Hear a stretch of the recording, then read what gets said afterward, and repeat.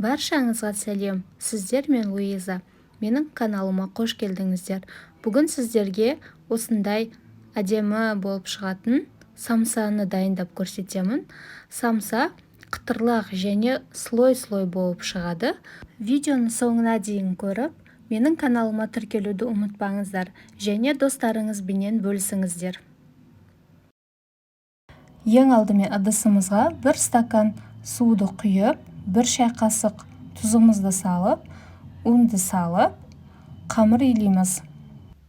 Мен шамамен 2-3 кесе ұн қостым. Ұнымызды қосып, осылай жақсылап қамырды илеп аламыз. Иленген қамырды бөлме температурасында бетін жауып 20 минутқа қойып қоямыз. Енді самсамыздың салмасын дайындаймыз. Пиязымызды осылай ұсақ етіп турап аламыз. Ыдысымызға салып, сосын асқабақты да осылай ұсақ етіп, кубик етіп турап шығамыз. Бөлек бір ыдысқа салып, үстінен дәміне қарай тұз, бұрыш салып, жақсылап араластырамыз. Енді қамырымызды 3 бөлікке бөліп аламыз. 3 бөлікке бөлінген қамырды үшеуін де жайып шығамыз.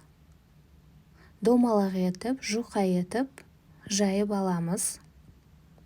Жайылған қамырымызды, еріген майымызды осылай қамырдың бетіне құйып шығамыз. Сосын бүкіл жеріне жеткізіп, жағып шығамыз біркелкі етіп.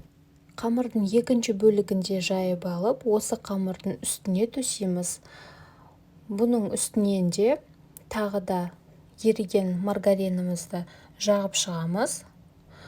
Оның үстіне тағы үшінші бөлік қамырымызды тағы да төсеп шығып, оған да маргарин жағып.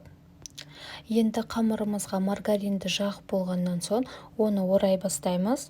Рулет сияқты етіп орап шығамыз. Енді оралған қамырымызды алып, салафан пакетке салып қойып, оны морозилкаға 20-30 минутқа қалдырамыз. Немесе 1 күн қалдырсаңыз да болады. Неғұрлым көп тұрса, соғұрлым қамырымыздың слой-слойы көп болады. Сонда қатпарлы самса болып шығады. Негізі бұл қамырды 3 ай, 4 айда сақтасаңыздар болады морозилкада. Енді қамырымызды осындай кішкентай бөліктерге бөліп, оқтауменен домалақ етіп жайып шығамыз. Енді осыған салмамызды саламыз да, самсаларымызды түйіп шығамыз. Барлық қамырды осылай 3 бұрыш етіп түйіп шығамыз.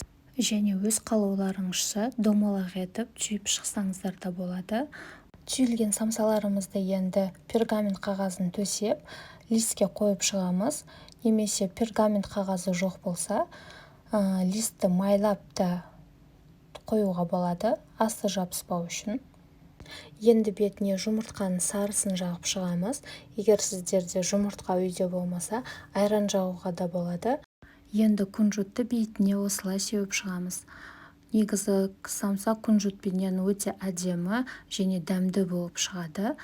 Енді қызып тұрған пешімізде 40 минут самсаларымызды пісіріп аламыз. Міне осымен самсамыз пісіп шықты. Өте әдемі, қамыры қатпарлы болып шықты. Достар, менің каналыма тіркелуді ұмытпаңыздар. Лайк, комментарий жазып қалдырыңыздар. Видеоны достарыңызбенен бөлісіңіздер. Астарыңыз дәмді болсын. Сіздермен болған Луиза. Сау болыңыздар.